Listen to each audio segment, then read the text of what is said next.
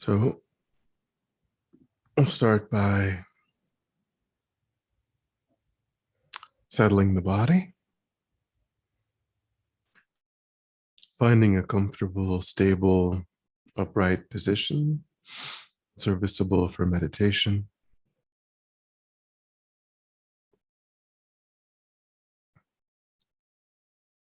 So we think about keeping our back straight,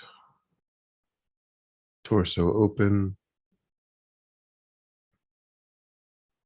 hands in the lap right over left, with the palms upturned and the thumbs gently touching. Feet are flat on the floor. Our eyes are gently closed, slightly open, making sure we let in enough light to remain alert.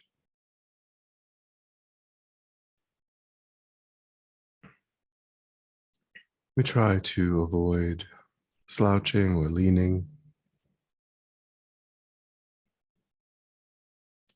We try to do that without any unnecessary tension in the body.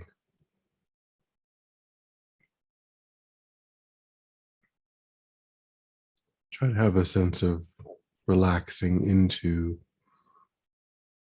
the posture, letting the body fall into place.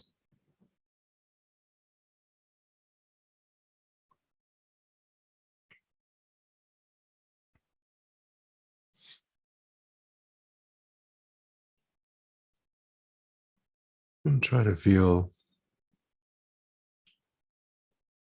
that you're pulling away from attending to whatever's going on around you.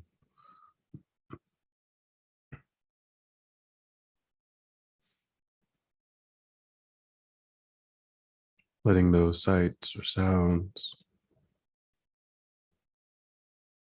smells or sensations be as they are.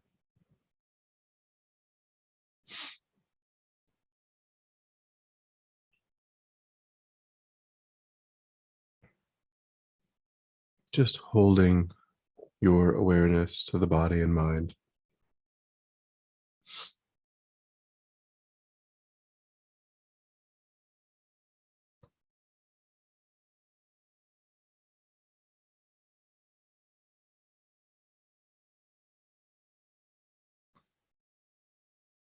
Letting go too of thoughts of the past and plans for the future.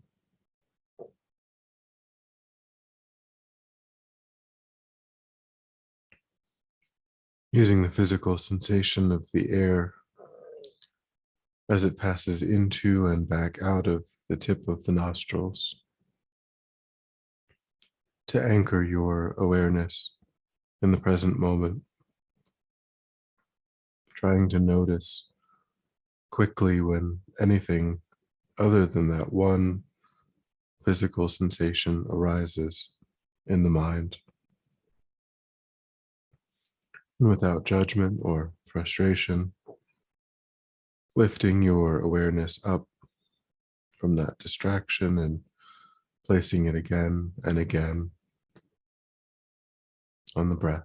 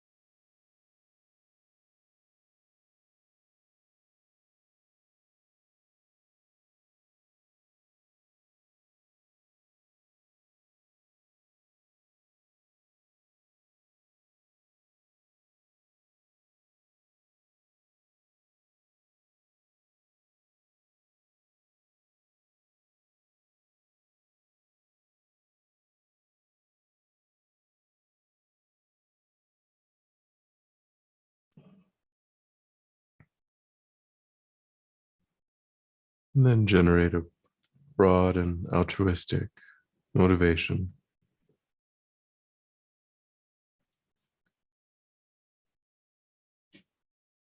Seeing the purpose of our time as developing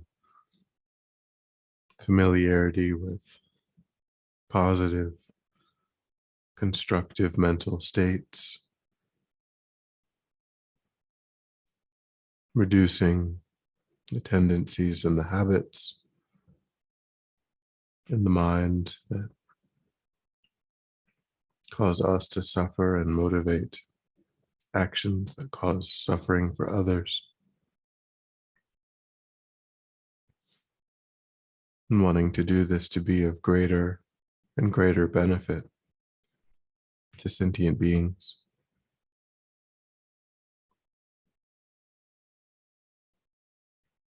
Tapping into our capacities to repay the kindness of others.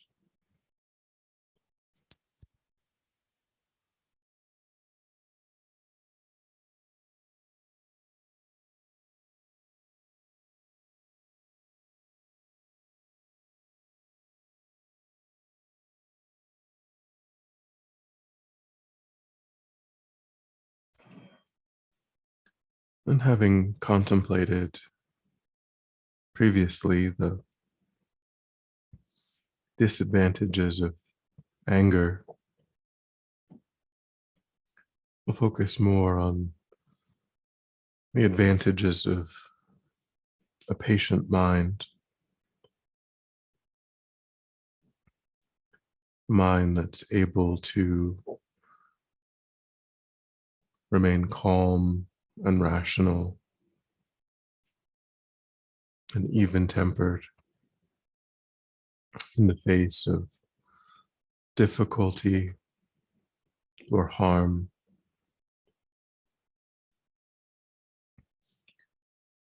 It's not a mind of passivity, but a mind of rationality.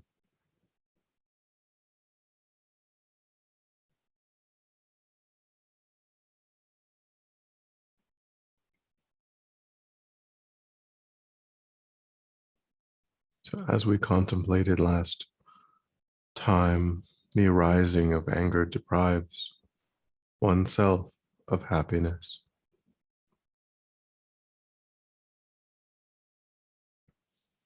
We contemplated the physical and mental distress, unease that it brings. So we can recognize the benefit of patience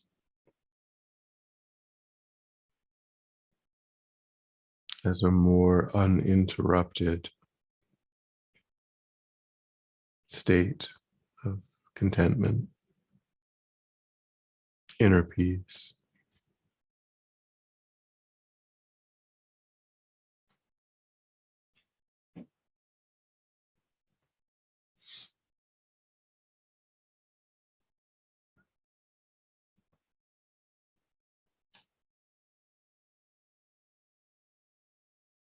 We looked at the strain that actions motivated by anger cause in relationships.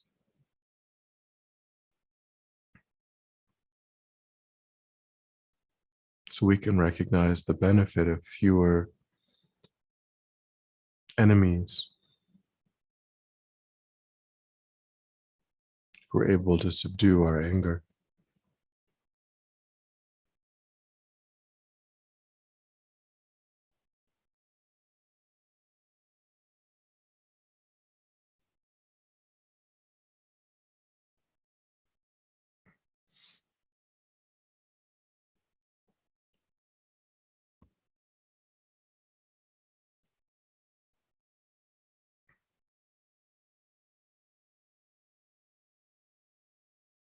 In terms of karmic repercussions of anger, that tendency creates an imprint in the mind that ripens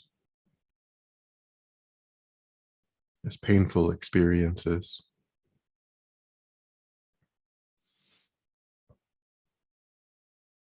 And the more that we strengthen that tendency, the easier it will be in this life and in future lives to resort to anger, to try to solve a problem.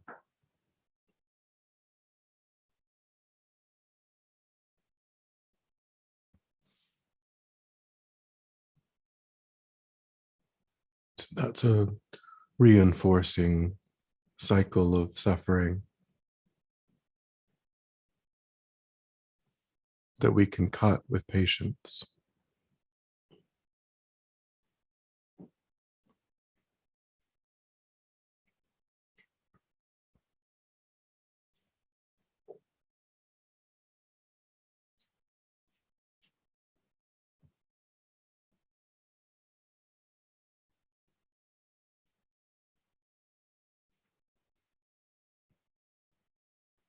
Try to see if you can make some examples to demonstrate these points to yourself.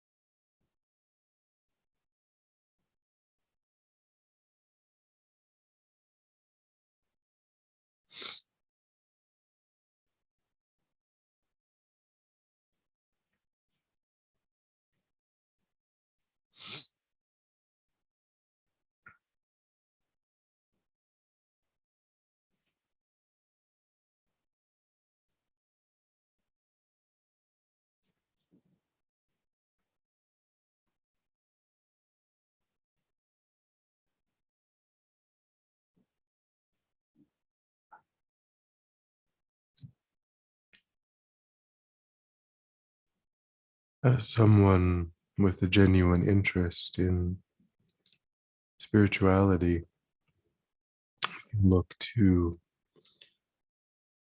examples of advanced practitioners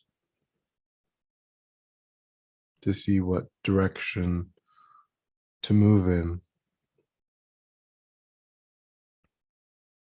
So we can think about a bodhisattva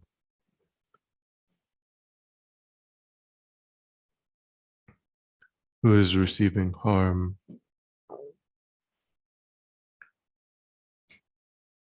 from another sentient being.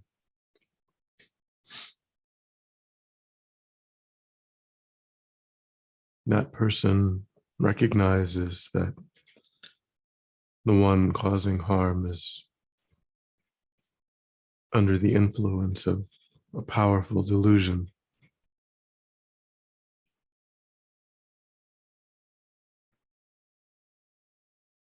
almost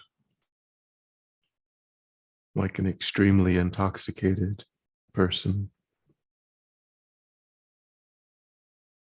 someone who's lost control of their body and mind.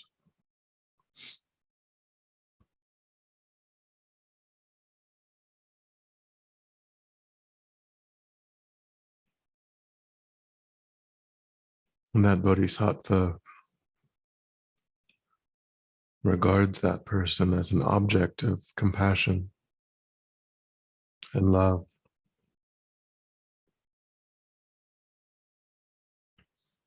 wanting them to be free of that delusion, wanting them to be happy.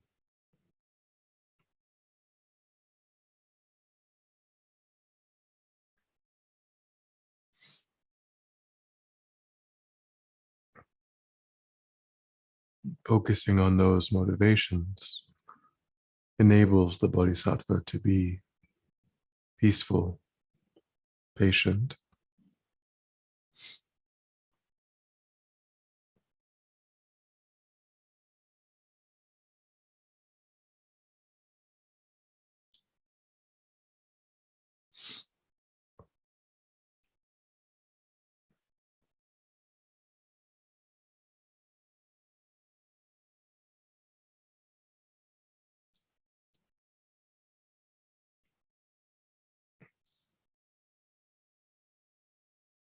Try to think back to a time when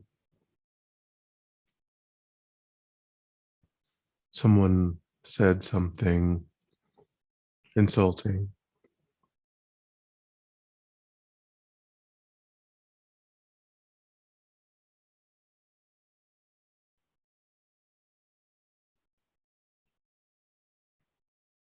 Try to recollect what was happening in the body and mind and how you responded.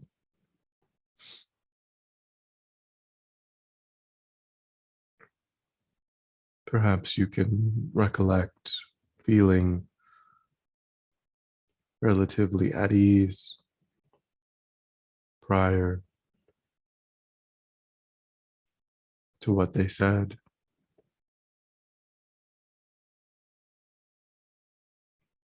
And then when the words were spoken, you can note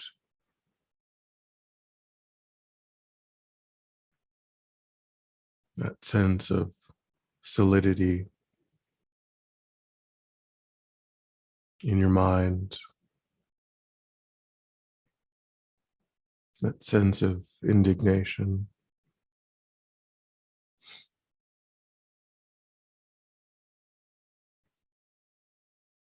as if the words were physical objects hitting another physical object, and the body simply reacted as if struck.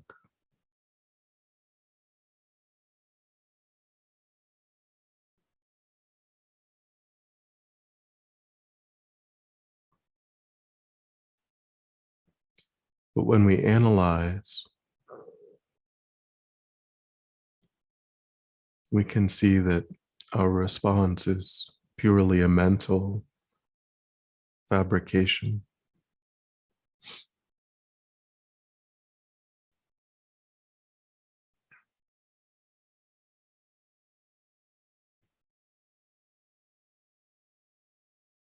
They're simply vibrations in the air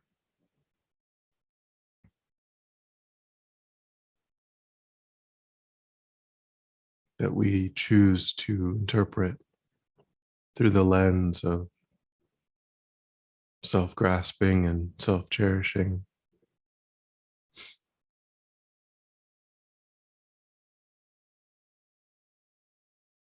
And the bodhisattva chooses to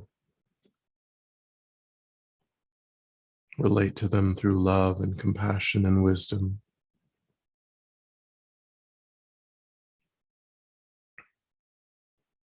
Try to see if you can find a memory, perhaps a less intense experience, and see if that antidote of generating love and compassion in the moment can be effective.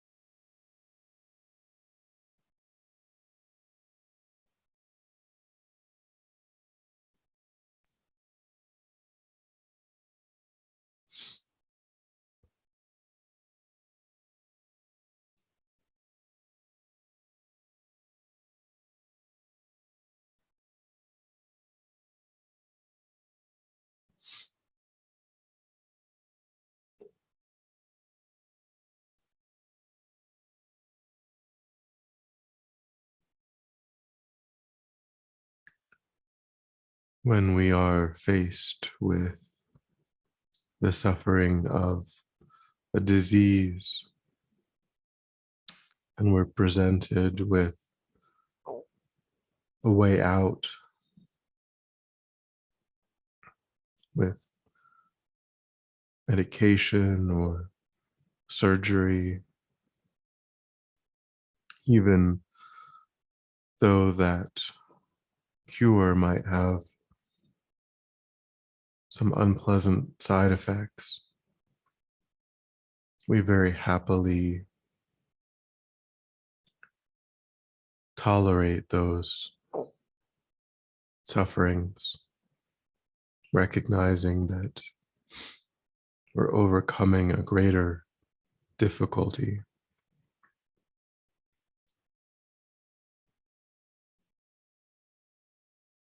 So try now to set a resolve in the mind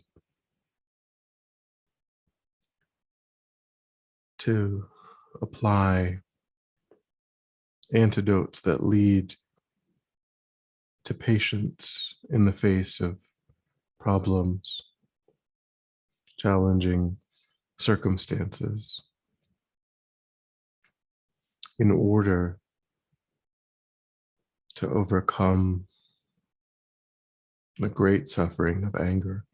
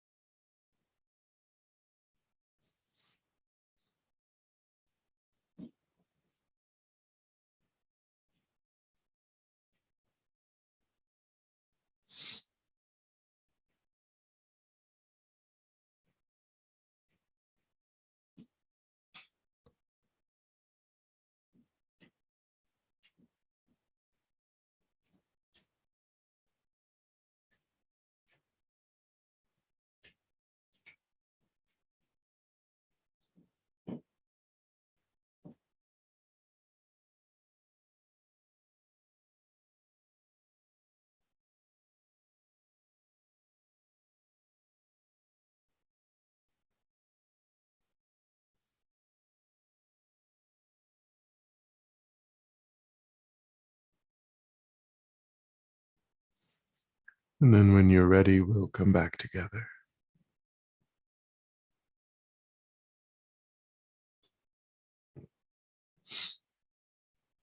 We'll dedicate.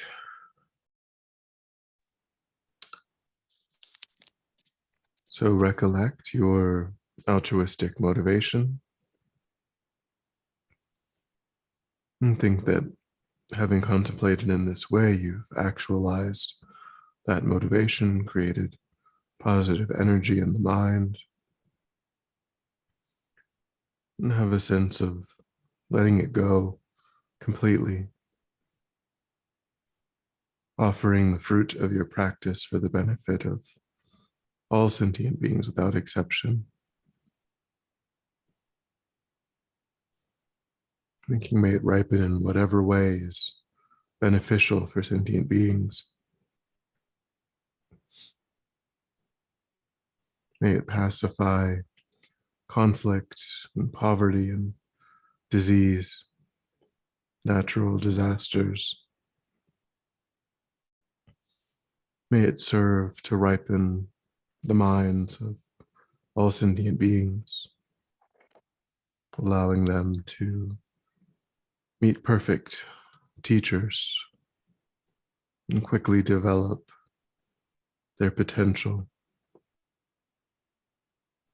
May that ripen into the state of enlightenment for all sentient beings. May that state ripen in my own mind so that I might have the ability to benefit sentient beings without mistake. May it pacify any obstacles facing the Guru's long life.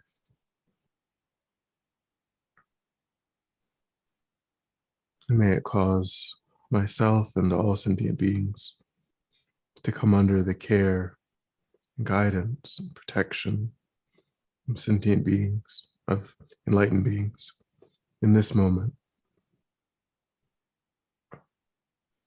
until we all swiftly achieve that state of enlightenment.